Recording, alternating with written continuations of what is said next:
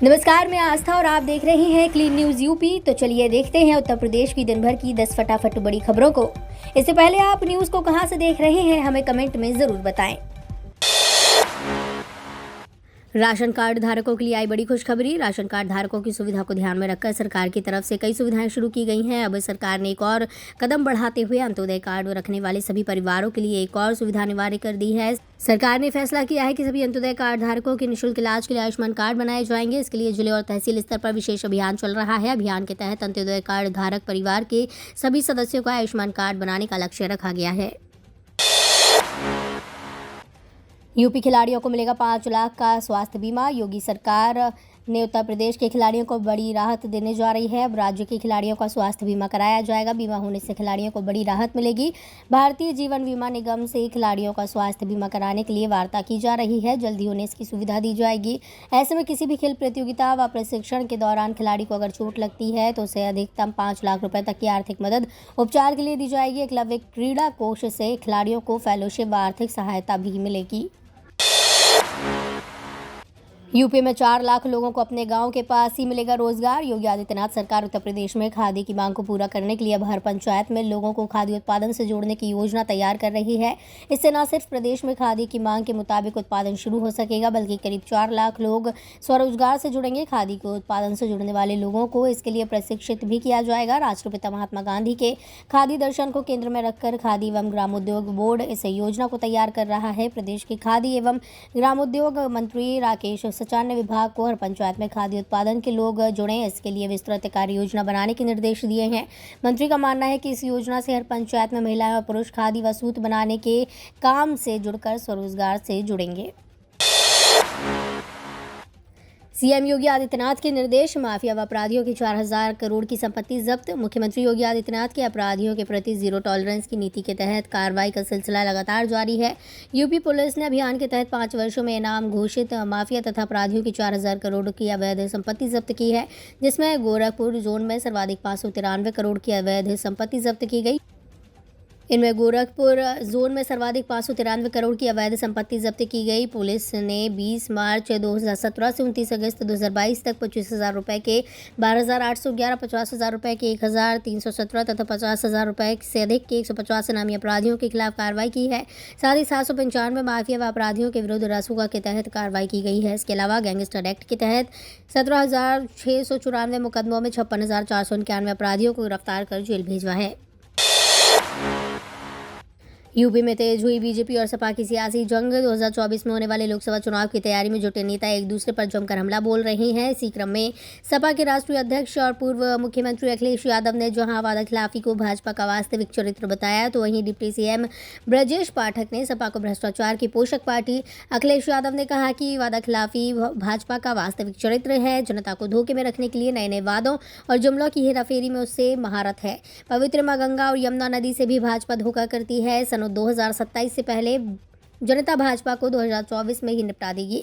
अखिलेश ने कहा कि भाजपा सरकार ने सबसे बड़ा छल तो नौजवानों के साथ किया। 2 करोड़ नौकरी देने का वादा किया, पर 1 लाख को भी नौकरी नहीं दी। उद्योग धंधे फाइलों में ही चल रहे हैं।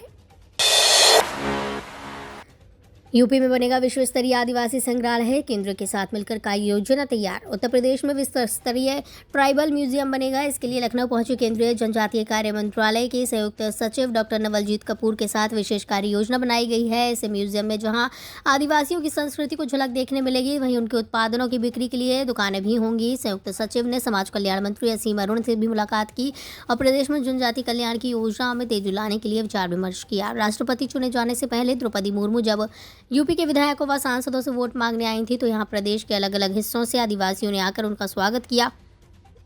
मुर्मू ने इन क्षणों को यादगार बनाने के लिए ग्रुप फोटो करवाया। साथ ही यहां आदिवासियों के कल्याण के लिए चलाई जा रही योजनाओं में विशेष रुचि ली।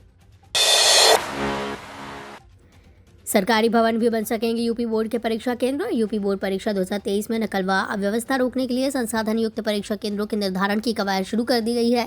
शासन ने इसके लिए जिलों में विद्यालयों के अलावा योग्य राजकीय भवनों और संस्थानों को भी चिन्हित करने और उनकी सूची तैयार करने के निर्देश दिए हैं। साथ ही तहसील स्तर पर उप जिलाधिकारी की अध्यक्षता में समिति गठित करते हुए संसाधन वाले केंद्रों को चिन्हित कर अग्रिम सूची तैयार कराने के निर्देश दिए। केंद्रों के लिए विद्यालयों व सरकारी भवनों के चिन्हीकरण की इस कार्रवाई के लिए निर्देशित करने का जिम्मा जिलाधिकारियों को सौंप दिया किया गया है। शासन स्तर पर माध्यमिक शिक्षा विभाग से जारी आदेश में कहा गया है कि जिले में ऐसे राजकीय विद्यालय जिनमें चार दीवारी न होने के कारण परीक्षा केंद्र नहीं बनाया जाता है, वहां विभिन्न परियोजना के माध्यम से चार दीवारी सुनिश्चित कराई जाए।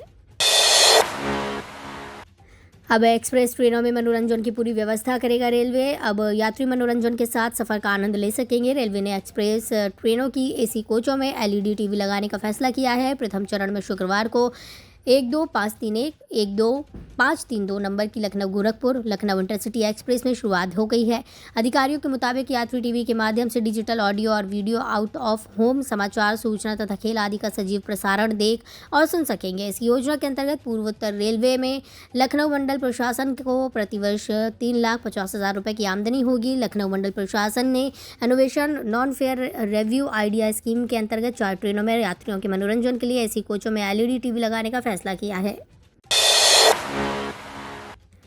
अब वाहन की संख्या के हिसाब से सिग्नल लाइट का टाइमर होगा सेट। लखनऊ में यातायात विभाग बड़ा बदलाव करने जा रहा है। शहर के 155 चौराहों से गुजरने वाले वाहन सवारों को अब ट्रैफिक सिग्नल के कारण बिना वजह इंतजार नहीं करना होगा। उन्हें सिर्फ उतनी देर ही रुकना होगा जितनी देर में वाहन ट्रैफिक सिग्नल से गुजर नहीं जाएंगे। वाहन चालकों की सुविधा को देखते हुए 3 साल के बाद यातायात विभाग सभी चौराहों से गुजरने वाले वाहनों की संख्या के दबाव पर सर्वे करेगा। इस सर्वे की रिपोर्ट के आधार पर 155 चौराहों से गुजरने वाले वाहनों की संख्या तय होगी, जिसके बाद तय वाहनों की संख्या के आधार पर ही चौराहों पर सिग्नल लाइट का टाइमर सेट किया जाएगा, जिससे एक बार में एक ही दशा से सभी वाहन गुजर सकेंगे। इसके बाद ही रेड सिग्नल किया जाएगा। सिग्नल लाइट का टाइमर सेट करने के पीछे एक बड़ी वजह है कि वाहन सवारों को रेड सिग्नल होने का इंतजार नहीं करना होगा और न ही इसके लिए 2 से 3 बार रुकना होगा। यूपी में उमस से भरी गर्मी ने तोड़े रिकॉर्ड, हल्की बूंदाबांदी के आसार। यूपी में एक बार फिर गर्मी बढ़ने लगी है। मौसम विभाग की भविष्यवाणी का विपरीत होता असर दिख रहा है। महीने की शुरुआत में आईएमडी ने कहा था कि सितंबर में मानसून मेहरबान रहेगा और कई इलाकों में जमकर बारिश होगी। हालांकि ऐसा नहीं है। महीने की शुरू में एक दिन बारिश होने के बाद से ही गर्मी बढ़नी शुरू हो गई है। इससे मौसम में उमस बढ़ी है और यूपी के कई इलाके सूखे की मार झेल रहे हैं। मौसम विभाग की भविष्यवाणी फेल हो रही है।